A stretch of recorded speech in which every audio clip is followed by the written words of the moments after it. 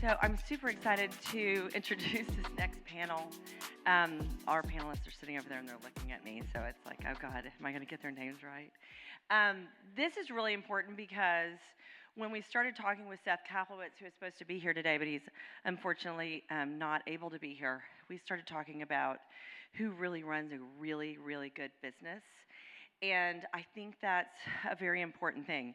And it's actually important. I was just saying, I was at a talk earlier, and Cliff Fong was saying, they were asking a question of like, what's the perfect size of a firm? And he was saying that he had a friend who has 90 people in his firm, and they were, his accountant said to him not long ago, I just want you to know you made a lot more money when you had 20 people in your firm. And so I think this is a really good talk because Seth said, okay, the best person in this industry is Dan Fink, so we need to have Dan Fink on the stage. And I was like, okay, Dan Fink. So I've been thinking about Dan Fink for like 3 or 4 months now, solid.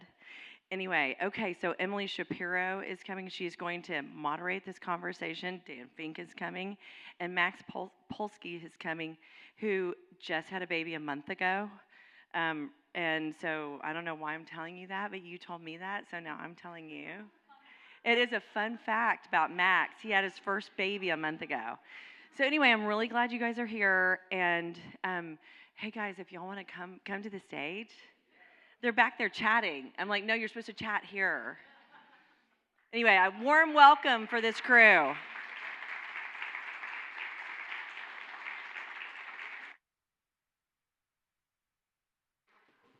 Hello. One of my best friends growing up, wave your hand. This is Patty Grody, who's here. Hi, Patty. And we went to second grade together, or third grade. Anyway, so she just showed up in support. Oh, that's so nice. Yeah. Hi, Patty. Before we get started, can I just say how much I love LA? I feel like I love it. I feel like it has been the gift. I'm from New York, born and raised. I had a little bit of California life, but being able to come to Los Angeles has been like this amazing gift that's come with doing this kind of work. And every time I come, I feel just so lucky to be doing this and to get to be here. So happy to be here. And today we even get a little bit of sun. So I got a little sun today. The sun came out. So. Perfect. But good afternoon. Thank you all so much for joining today. Before we get started, would just like to thank Becky and her team for such a fabulous week. Programming, community building, it's really been spectacular. So thank you.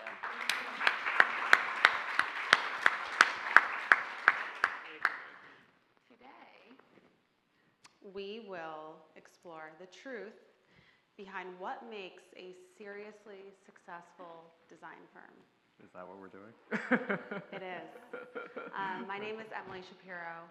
I am the founder of the tech platform TALD, which connects consumers with architecture and design professionals across the U.S. I am joined today by Dan Fink, principal of the eponymous design firm Dan Fink Studio, and Max Polsky, who is a partner at Kaplowitz Group. For those of you who are not yet familiar, Kaplowitz Group is the leading advisory to architecture and design titans, including Dan, Ken Folk, Studio Shamshiri, McGrath, and others. A bit more on Dan before we get started. So Dan, as he mentioned, is based in New York, and he founded Dan Fink Studio in San Francisco and New York in 2010. In both design and philosophy, Dan focuses on the harmonizing of dualities, the creative and the academic. He is a graduate of Stanford University in human biology, and he's interested in where we came from, our nature, and how we live well. Dan began his career in Silicon Valley, forming a lasting appreciation for entrepreneurial thinking and effective problem solving, principles that are central to his design process and service to his clients. His work has been published in Architectural Digest, Elle Decor, The Wall Street Journal, and he has been recognized with 8100, Elle Decor A-List, and House Beautiful Next Wave Honors. Max, as I mentioned, is a partner at Kaplowitz Group, where he serves as a legal and strategic advisor for top interior designers, creative entrepreneurs, and design-driven businesses.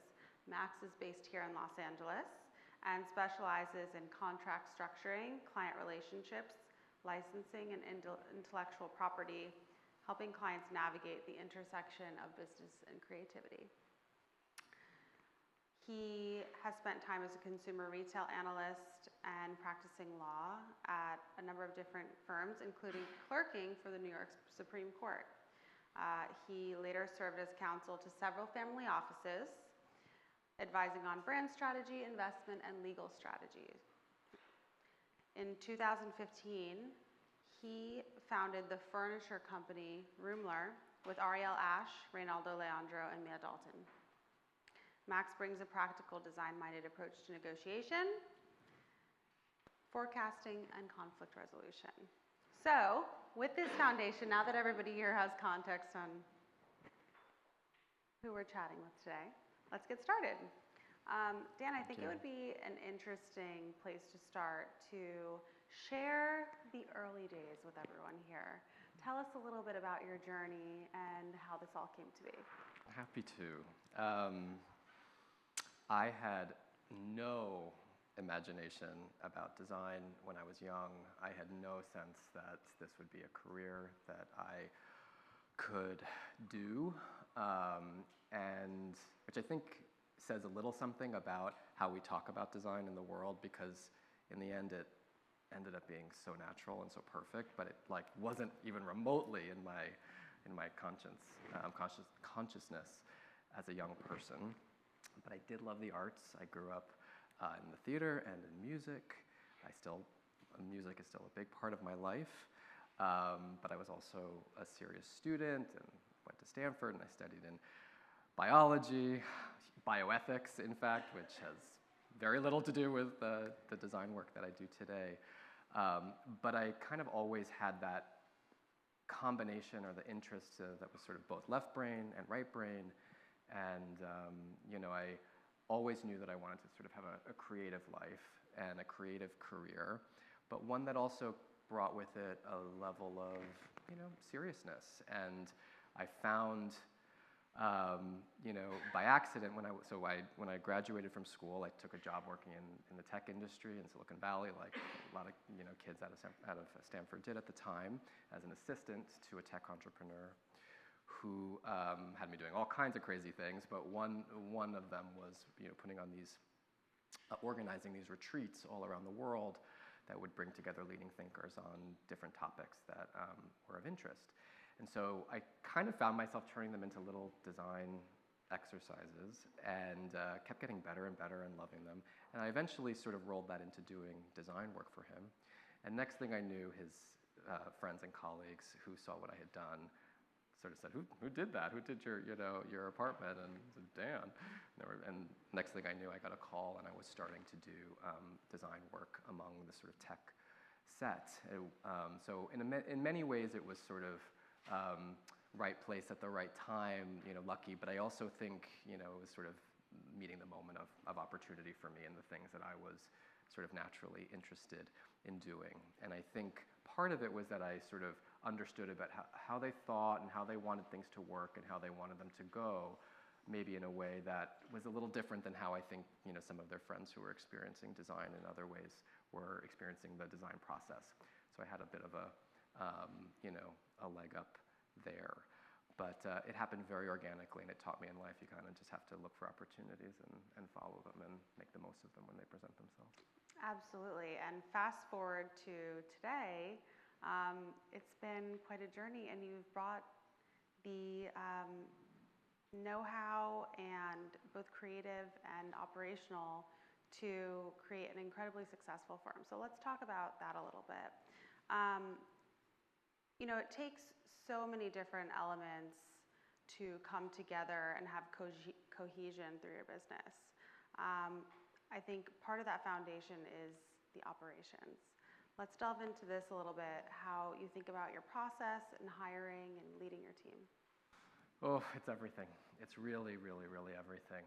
I think in the beginning, when you start out and you're doing this on your own, or you're doing it, with yourself and an assistant, you're able to kind of give 100% of yourself your clients, to the project, to the challenges ahead. But when you want to sort of scale and grow a business and have it be, a fuller thing, it's a real transition to go from seeing yourself as the one who is sort of providing everything, to be able to flip the script on that and building a group of people around you to do what you can do together. And that's very hard. It took a lot of time, a lot of trial and error, a lot of learning for me to understand how important it was and how to start to foster it. And I think, let me say something maybe a little controversial, but I think as an industry we kind of focus too much on the picture, the final picture of the room, and not enough on the act of making it and getting there and what that whole process looks like. And I realized pretty quickly that, of course, the picture represents the design merits, perhaps, even in a, sort of a perfect, shot. But the reality is that, that really is about, 10, 15% of the effort. And the other 80%, 85%, 90% is production. It is the process of making it. It is the, the people who are involved in doing that. So I quickly sort of understood that I needed to, foster a group of people who knew how to do things in the world. And that, forced me to sort of look a little harder at who to be hiring and where to find people.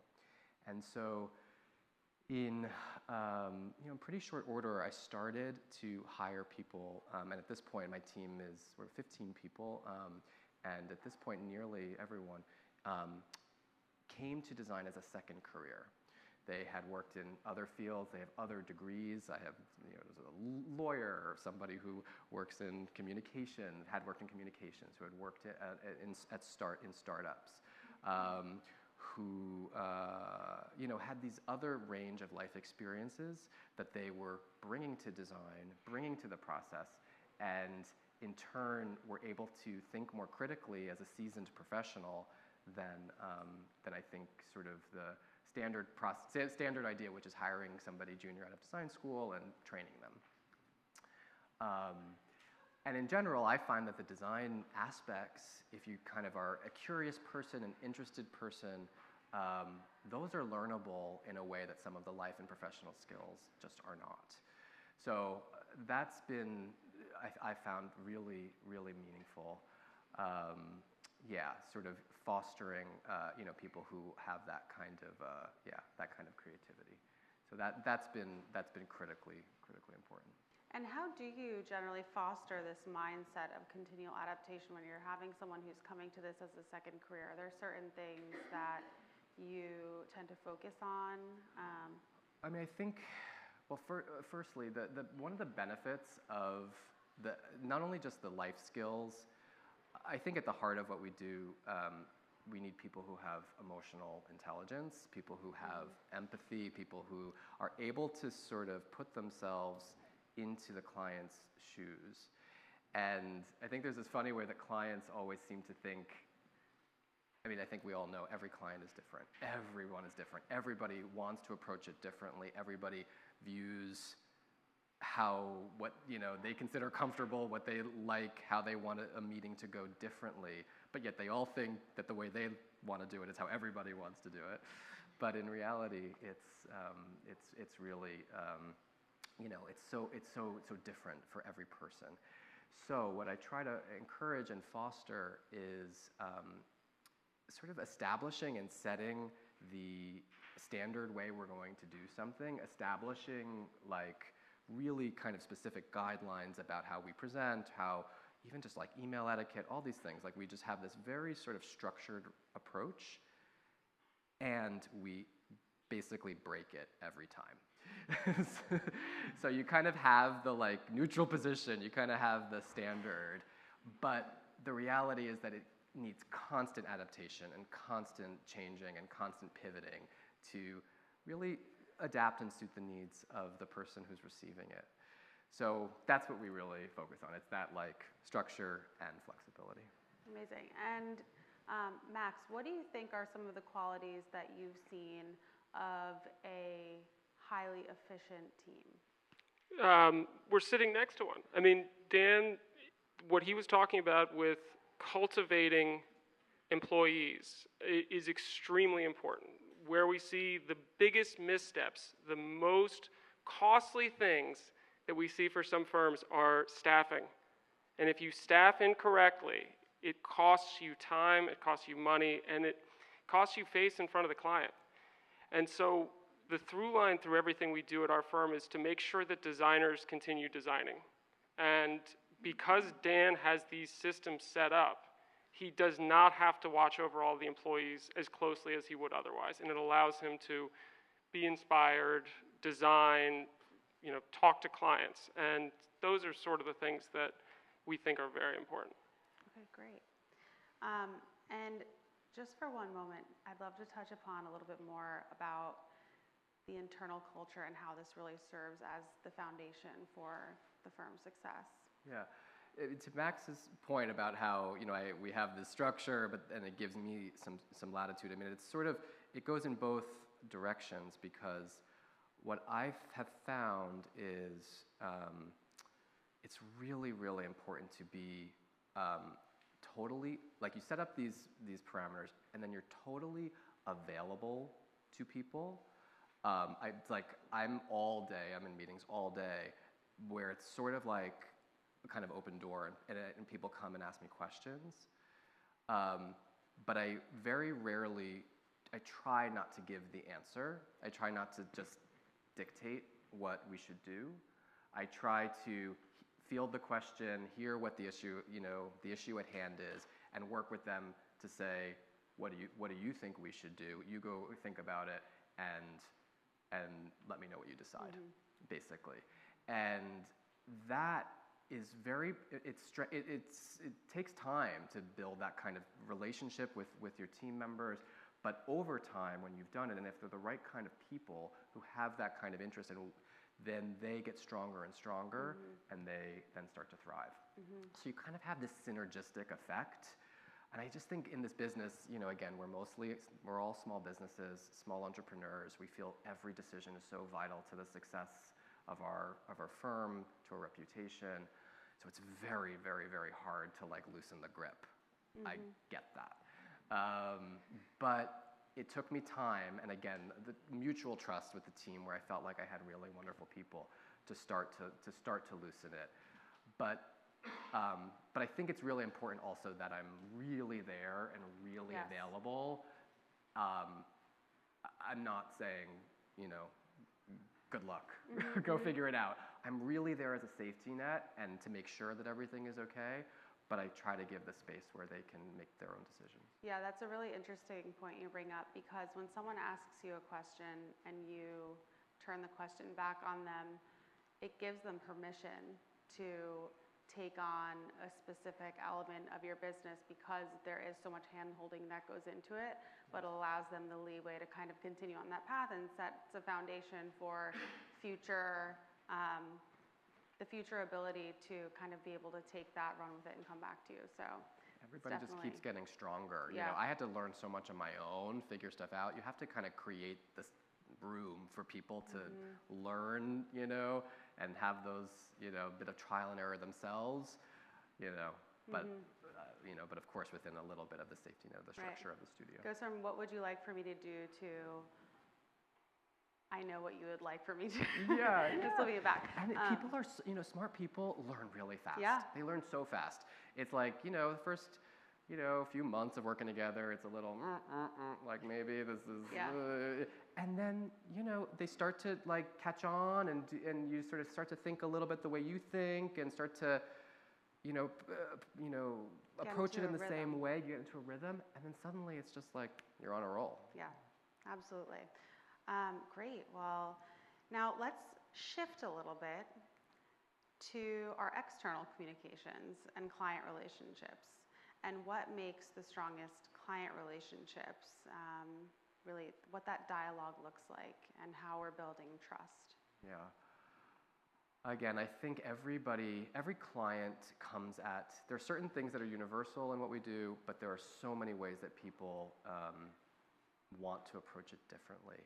And so I think the more you can gain their trust by the level of thinking, the level of quality of everything that you do, and I think, and we do in our firm sweat the small stuff. Like we do really, really like make sure the email language is perfect, or close.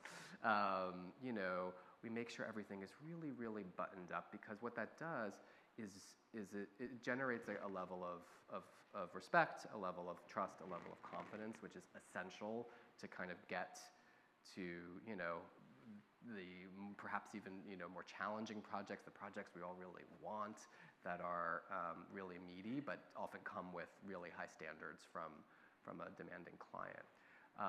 So I think there's just the etiquette aspect to it that I think goes a long way. And I think it is really viewing what we do.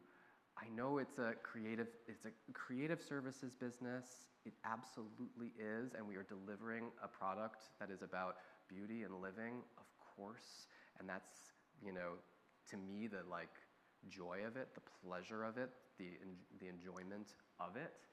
But I think the other side of that is you have to really, really view it as a professional services business. Mm-hmm. And I think, putting as much care into how you are running it as a business is it's the essential half to getting the privilege of all the, working with all the beautiful fabrics and furnishings and objects.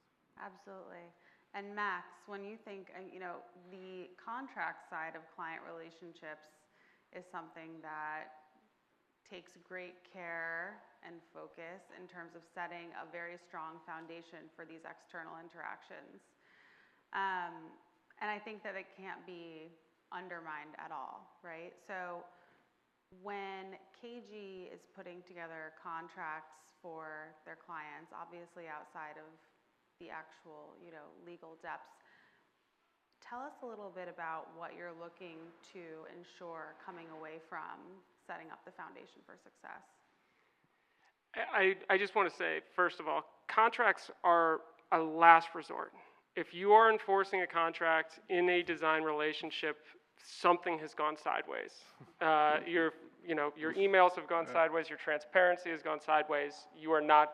It is like jumping out of a plane with a parachute. Yes, you survived, but you did not land the plane. And so, when people think about attorneys and contracts and stuff like that, what we really want to focus on is the transparency between the designer and the client, so that both of them have clear expectations from the outset about what's going to occur, what costs are going to be incurred, and how long that's going to take. Mm-hmm. And throughout every design process, there are doubts, there are leaps of faith, there are ugly construction sites they have to walk through, and if you have all of that clearly stated in the contract at the outset, it's a nice foundation to work from, but it really rests not on the contract but on the designer, because the designer has to communicate exactly what's going to occur. And if he or she does not do that, you're going to have a client with feelings who are hurt. You want to be on the same side of the table. You want to be an advocate all the way. And so, yeah, we can enforce contracts all day long. We don't love to, and most of our clients are so good at communication that it's just not needed. So it's a good foundation, but it shouldn't be running the show. Mm-hmm. Great. And moving into vendor partnerships, because this is obviously a crucial part of this entire process. You're running really 3 different outlets of communication anytime you're working on the project. You've got your team, you've got your client. Let's talk a little bit about the vendors and about how they serve as part of your creative team and how to form really effective relationships with your vendors. The vendor, they are everything to our ability to create what we are imagining and what we can do for clients. And I think, the most important thing is to absolutely respect them on every level, and to also not take them for granted. it's something that I think isn't, sometimes happens. Like if it's a business that's been around a long time, we sort of think, oh, it'll always be there. But there's a reality that so many of the wonderful workrooms are dwindling. Shops that, over my, 15 years in New York of doing this, so many wonderful shops that I loved were resources that like I could go and find amazing stuff are gone. They're gone. Real estate, the wonderful owners passed on. And, when they go, whether by business reasons or life reasons, they are taking with them so much knowledge about craft, about antiques, about running a business. They can't be taken for granted. And so I feel the more we can support all of those businesses, within our own communities, the better. The more we can try to do, upholstery with local workrooms, the more we can, build a relationship with the, antique seller who is hanging on. It's a real struggle, but the more we can bring them business and support, the more it lives on. And I think we kind of, have a bit of an obligation as an industry to really try to foster that where we have choices. But regardless of the nature of the kind of vendor, I think trusting their expertise, listening to them. They're doing this all day long. They know if you're giving making an adjustment to a piece of upholstery that is going to feel really awkward or look bad, then they tell you, listen to them. They do it every day. Use their knowledge, use their expertise. I also like to bring my team to those places with me. And we do little, we don't spend like a ton of time doing it because it's a fine line, but enough that they build a relationship with the either our rep or the owner, and really start to understand what they think about when they're looking at it, and then you're more informed when you're making design choices going forward. So just about communication, respect, and I spoke a moment ago about our email etiquette, all that stuff. We write and speak to our vendors the same way. Mm-hmm. They are on equal footing to us with our clients. To me, it's I think there's a wonderful way in which this business can add so much flourishing to people's lives through certainly the design work that they get to live with, but even the act of doing it, supporting these vendors, supporting these shops, and supporting your team is just good life stuff. And it's and there aren't a lot of businesses you can say that about. Absolutely. Are there certain ways you go about aligning on expectations, like timelines, in a world where things have been with clients vendors? Or I guess it all carries through. With vendors, I just think this goes back to our conversation about trust, setting expectations. I think if you have earned the trust of your client, you have earned the trust of the client, and so they will understand that you are doing the absolute best thing by them as you can. You are obviously going to get it there as soon, by no lack of attention, lack mm-hmm. of effort, lack of creative thinking. If is it going to either be late or it is.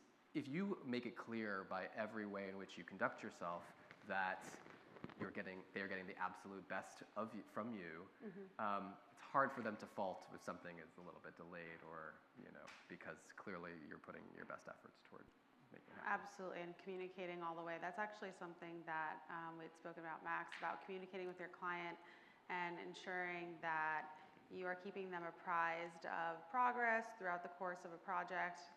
Would you like to expand a little bit upon that? Yeah, I spoke about it a little bit earlier, but you need to have the transparency with your clients about bad things too. So if they're in the future, in the next few months, if God forbid there might be some shipping delays or something like that, which is an extremely likely scenario for everyone in this room, we want to get out in front of these things with your clients. We do not want to wait until install day and say, oh, gee whiz, the port, there was a problem there, and it cost 145% more than it did when it was supposed to be on your proposal. This is the problem du jour, but you want to get ahead. Things will go wrong. Things always do. The successful designers get ahead of it.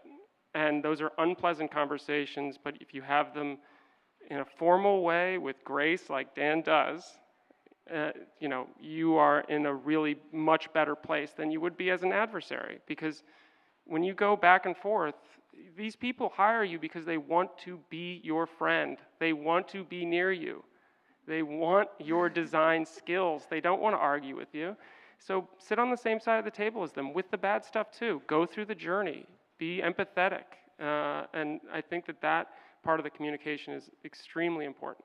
Yeah, you have to be empathetic toward it. I think, unless we do this every day, and so we're kind of used to the issues at hand or where things come up, but clients are not. They are not used to these issues, these questions, many of whom either aren't dealing with anything remotely like this in their lives or in their own businesses. Of course, everybody in their own businesses has challenges, but maybe the ones that are specific to ours are very different than theirs.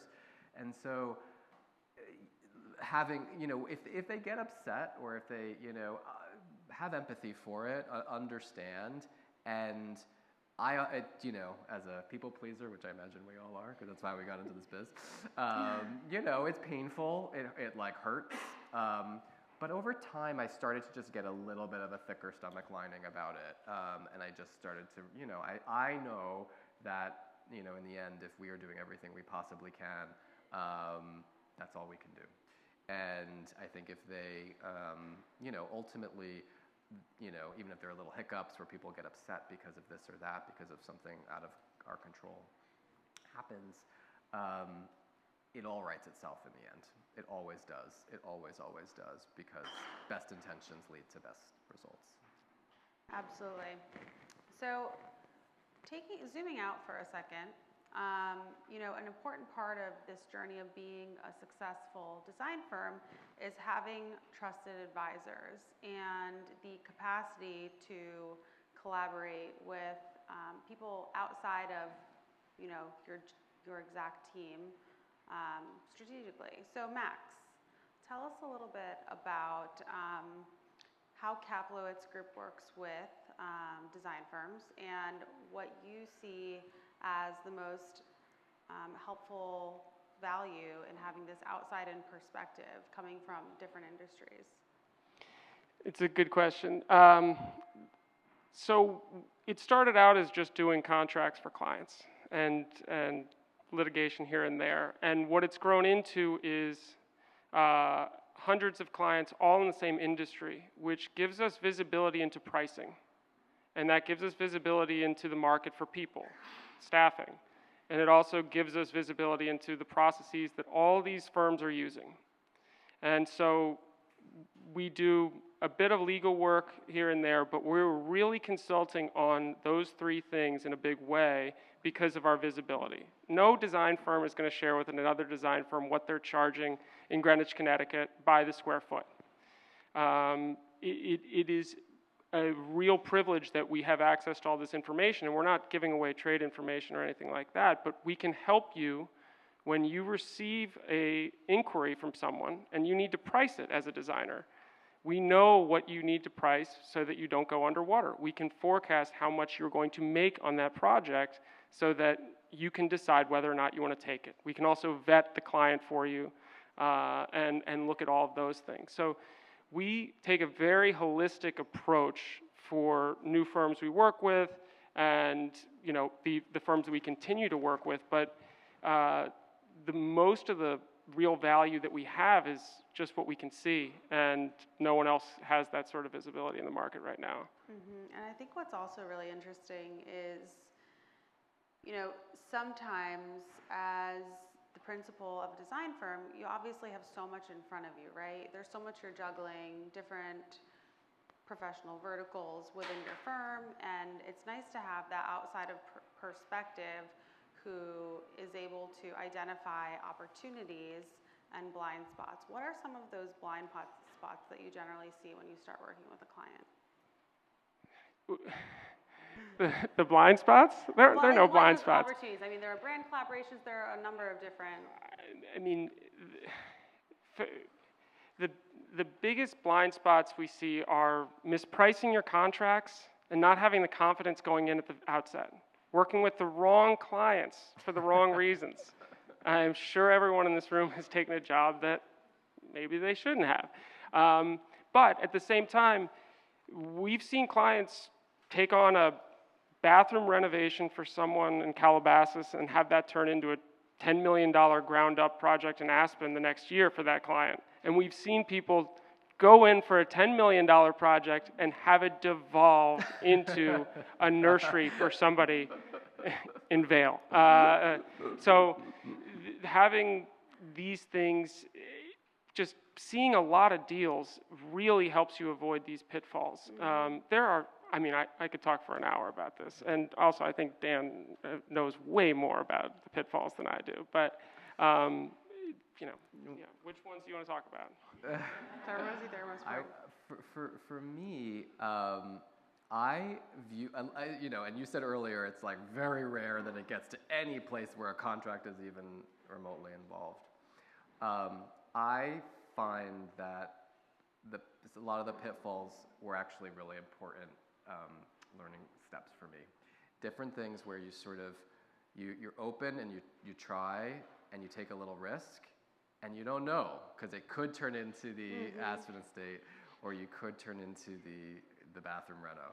So it's like, so for me, I've had, and this is why I love working with Seth and Max, because firstly, second careers, coming to this industry with other life reference, other experiences, and a way of thinking that I think is outside of the sort of industry-specific mentality, which I think is so helpful. The cross-section thing is so useful because I think as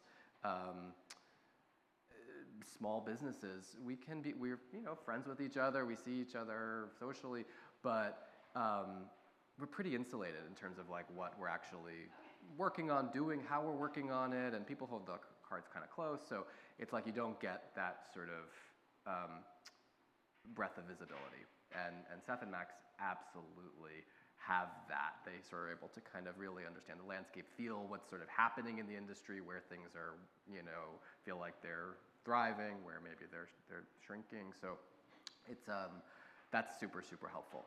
But for me, and sometimes with Seth, what I sort of challenge is like, how to put yourself, into the fire a little bit, to have that comfort, being comfortable with it being a little bit of a question mark. And maybe that means you make a little less on this job. Maybe that means it's not the full scope you want. Maybe this client has a little bit of a, something feels a little fishy. But like, I can't tell you over the years, how, there have been so many things that have led me to a place where, we're flourishing and able to work on these amazing things, because I feel like I allowed myself to sort of take part in some things that felt a little shaky at the time. So. A little considered risk. A little considered risk, yes. Yeah, within reason, obviously. If it's somebody's like obvious problem, you don't want to get involved there. Wonderful. Well, I think we're getting close on time, so I'd love to open up to any questions that you might have for both Dan and Max. We have one. Yes. Hi, I have so many questions, but I'm curious, how often do you look at profitability and how granular do you get? Do you dive into like how profitable a specific project is, how profitable certain like categories of COGS are? I'm just curious. Great question. Oh my gosh, Seth would be really annoyed with my answer. So I think one of the so I do architecture and interior, so I do both. And so as a result, the lifespan of the projects are really long. They're like 2 to 3, sometimes 4 years long. And so it's very, and usually you're thinking about like, profitability on an annual basis, and it's very hard because it comes in these like lumpy moments. There's big areas where you're moments where you're doing like a huge amount of purchasing, or you're getting to art, or you're, or there's a huge sort of push in doing a CD set for the contractor. So it sort of comes in these moments. So it's very hard, I think, to assess projects on an individual basis. and they're all so different. The scales are so different. There's, but all that I can do is I really, really understand and by keeping a lean team, I know what it costs me to run the job. And as long as I feel like there's a healthy margin there, I move forward. Where it starts to be problematic, then we have to do something. We have to make a change. But as long as there's a healthy margin, I feel like it's worth doing if it's a job that is something to be excited about or proud of. So I'm not as studious about that as I probably should be, but I go a little bit more on gut as to what feels like is working. I think what's really good about what you're saying here is that, or what I've just heard you say is, when things do go wrong, that you have to figure out what to do. Yeah. Because I think a lot of mistakes young designers make is they keep on down that road, and they're so glad to have the clients that they'll like literally put their head on the chopping block and hand them the blade. Right. So I think it's good when you're in a situation where you can recognize that something's wrong and you have to fix it. But Max, I have a question for you. Were you ever, how many times do you guys look at the contractual process and say, run? You should not, because I think that's a big problem for decorators. They keep going down that ugly road. If with stuff like this, if you are turning a document back and forth with a prospective client more than 3 times, and there's not a meeting of the minds there, I would think really hard about what their concerns are, and then call us, and we can either validate those concerns or tell you to buy a plane ticket and go somewhere else. Yeah. And what about when you have your clients have a potential client who's had multiple architects and decorators prior to them? Like, do you get what I'm saying? So they come to you and they're like, well, we fired our other 3 and we'd love for you to do our project. What would you tell them to do? Should I tell them to run? Run. Well, what if it's a very lucrative project, guys? You run. You go away, or unless you should always talk to your colleagues in the market. Like, I know Dan just mentioned this. A lot of designers are in a vacuum, and so you should talk to each other. You should come to events like this, which is amazing, by the way, Becky. Thank you so much for putting this together. Thank you, Becky. And see other designers and talk to them, because I've been at plenty of dinner tables, and designers, when they're all together, will gossip about their clients endlessly, and you hear who to work with, who not to work with, because the information is really powerful to have. I completely agree. Guys, is there any other questions? You've got a question. I just wanted to, I've heard a lot about, and just want to thank you guys for speaking and sharing all this info with us. And then also just wanted to ask a little bit about the external marketing efforts, and whether or not, and like how you kind of reach that dream client of yours. Oh, it's such a great question that I wish I knew the answer to. I'm of the mind, I think, that this is really a relationships business. Really it is. Most of our best jobs have come by referral. But not all. And, we've been lucky to have, some nice press things over the years, but, the media landscape continues to change. And I think, and of course there's, means of self-promotion like Instagram. I think you need to weigh that for yourself, how important that is as a marketing tool, because, time is like a zero-sum game. And so if you're spending all of your time sort of promoting yourself on Instagram or marketing yourself there, you're not doing a lot of the things that I was speaking about fostering your team. So but everyone has to make that choice for themselves. What really works for them, the scale, the size of their business, the nature of the kind of jobs they want to be doing, and the nature of the kind of team that they want to have, and the kind of business they want to have. But yes, I think to keep growing, I don't think you can sort of just hope that one day there'll be this rock star client that just pops out of nowhere. It's a slow build. And building relationships and really earning the trust, that's how you get referred. And everybody knows somebody who has a fabulous house to refer you to do. So it's the more you foster those kinds of relationships, I think that's the best marketing. That's a great answer. And if I may, you know, my life's work is really focused on finding this consumer to architectural and design connection. And increasingly, as Dan said, this journey is shifting online. And we see the common person from a young family to a seasoned executive on our site, in our DMs, sending inquiries, trying to understand how this process works. And what our analytics are showing us on our platform are that, you know, someone will go to a profile 4, 5 times. They're looking for information. They're researching the work. They're saving it down.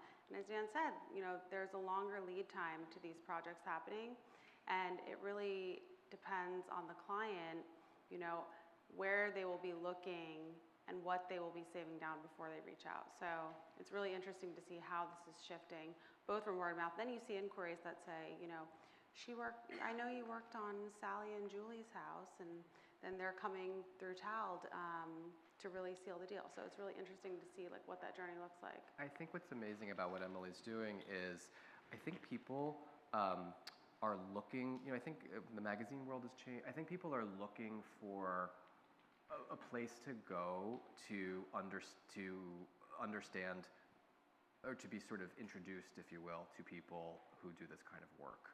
I think it used to just be much smaller and much more sort of in your little local market or your local people. But now there are so many wonderful designers, so many small shops, even within those local networks. How would you even know? Because, you know, there are barely even the magazines, if you will, or the resources to tell you about them, to introduce you to them. And not everybody's always looking for a designer. It's usually like, you know, once in a blue moon when they get a new house. So to be able to fill that place and to be able to show, you know, give people the sort of directory, if you will, of talented people either in your area or not, that you could look to hire, it's a really, you know, big ad for the industry. Really helpful. I think it's also important to know what you really want. I mean, I know that when I did my own house, I was like, I want something quirky. Like, I don't want all one style. I wanted everything mixed. And so I had to find somebody. And it was hard, especially being me, like knowing too many people and maybe hurting people's feelings or what. I was like, I want somebody very specific that knows how to really mess things up. And that was my goal. So I think, too, you really need to know what you want. I think that would be my message to your audiences on Instagram or whatever, is like, really know what you want. It might not be me. It might be something else. But don't try to hire me. Somebody said earlier, like, I'm not the right guy if you want your house to look like a, you know, like a nightclub. Right. You know, and I think that's important, right? We have a question right here, and then I'll get over there. So this is a question for Dan. As a business owner, in your early years, like, you're constantly learning things. And so I'm curious, knowing that you transitioned from a different career, you learned so much, like, in those early years. As you are growing, I'm curious if you have any lessons learned, like how you continue to learn and use those systems, but allowed your team to continue to do their job and thrive. Like, I know there were some hiccups, and I would love to hear, like, maybe how you navigated that. It's a great question. Great question. I think, you know, as I was saying earlier, I think design is really about opening your eyes and about a kind of curiosity. And so I have been learning, I didn't even realize I was learning about design when I was young. There were things that I was sort of taking in. And then when I started to really think about it, first for myself, how I would want to sort of have design play a role in my life, I started really looking at art and looking at wonderful design books of that time, or vintage books, or whatever it was in the magazines at that time. And absorbing and learning and learning and learning.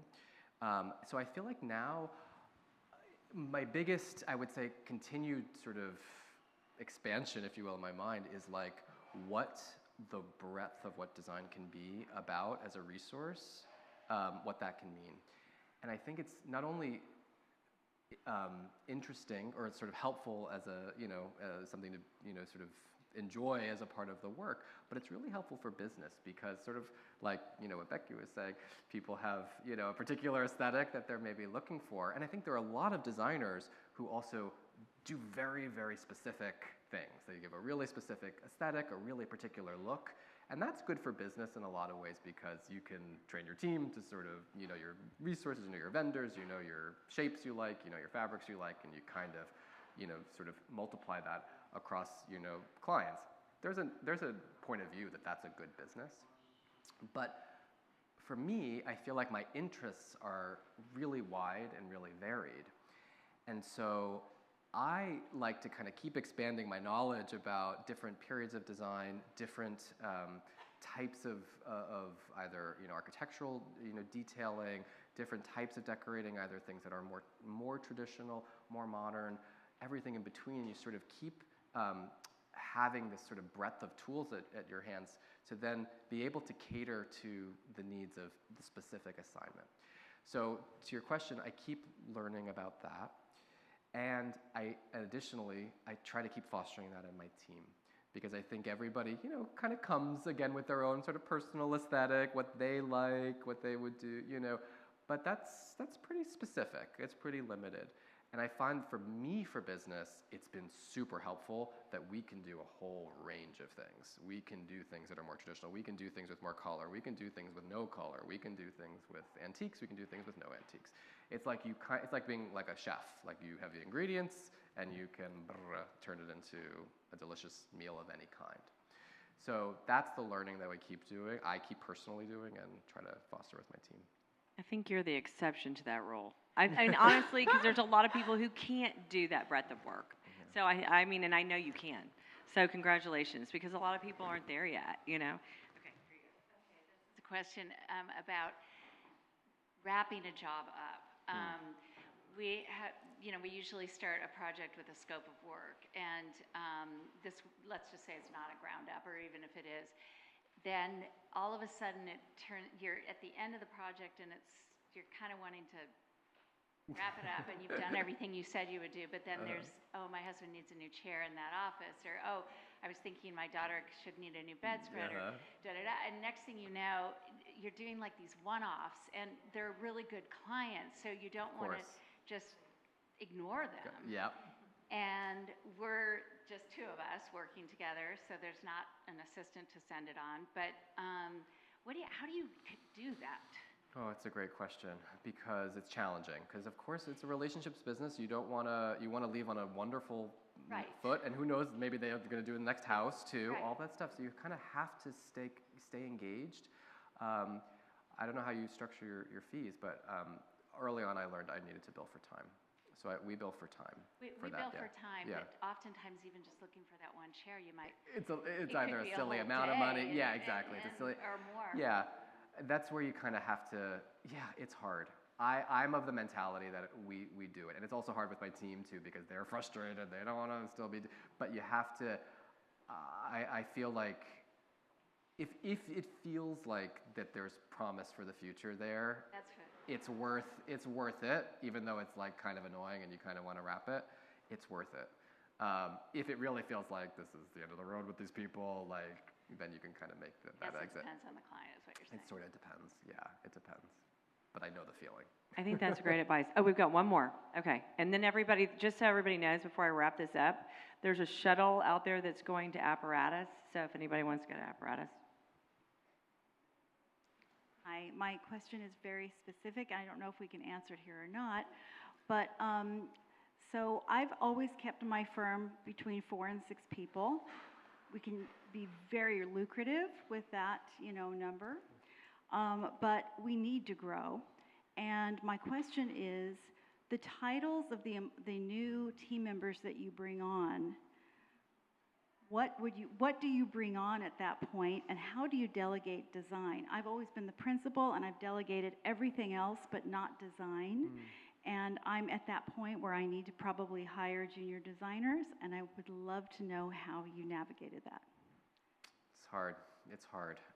When you say you need to grow, is that because you are you want to grow? You like the idea of growing? You want to take on bigger jobs? What's Good motivating question. your growth? So I've been doing this 25 years, high-end interiors coast to coast. We have an online store as well. We're really scrappy, and we do a lot on the weight of our shoulders, and it's like we're doing blue-collar work and looking like white-collar workers, you know, like it's really a lot of grunt. Yep. Less glamour than there is grunt, and I don't mind the grunt. The grunt is beautiful, you know. I'm with you. So beautiful. But yeah, I would love to be able to be free to do more research and travel and those kinds of things. Yeah. And so I know that I need to have some junior designers, and I don't know how to do it. Yeah.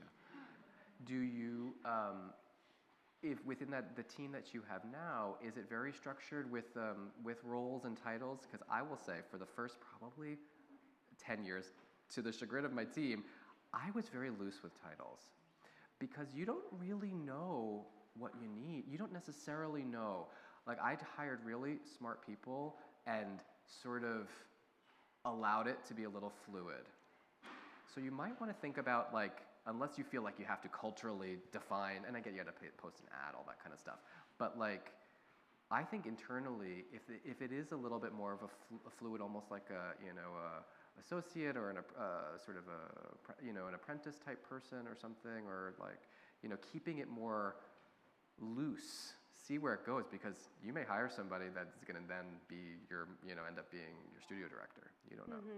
Yeah, and I think we have kept it super loose. Yeah. Everybody's like, okay, you're on Studio Web, or you're doing invoices today. Okay, you're SketchUp, go, go, go. Yeah. Like, do you that's need how it's been. do you need technical skills? Do you need CAD for the role and I probably could use a whole nother, there's probably 3 or 4 hires that I need to do right now, but Yeah. it's really about duplicating myself that I'm having trouble doing. I think I would, if anything, I told you today, I think, maybe even look outside of the industry. You can learn CAD in like a month. If you find a young, smart talent, there was a woman who was introduced to me, who was a young, kid out of school, who was introduced to me, and I knew instantly, I was like, you should be on our team. She's so, talk about emotional intelligence, talk about smart, talk about caring, trying. She didn't have design skills, CAD, but we taught her, and she's like one of the strongest members of our team. So don't feel like you have to be confined by the sort of channels of the industry so much. Like, broaden it. LA is like a whole, your local, Los Angeles, 1 million people who do incredible productions. I look at these movies and I think, how the hell do they do this? These sets, these productions, it's incredible. Like, I have a hard time getting a pair of curtains hung. It's like, so maybe look for somebody who has that kind of experience, who's just a doer. And what Dan's saying is really interesting too, because you have this blank slate. You don't have someone who's coming to the table with their own style and their own beliefs and coming from a studio with an idea of the way that they think things should work. You have this opportunity to really mold them. And you mentioned this notion of duplicating yourself. Well, if what you teach them is the only thing that they know, then it's a completely different starting point. People learn really fast if they're in an environment that encourages it and that feels safe and feels like, if you bring in a young, smart, creative person, take them under their wing, and they'll learn from you. That's great advice. You're not actually trying to hire yourself, right?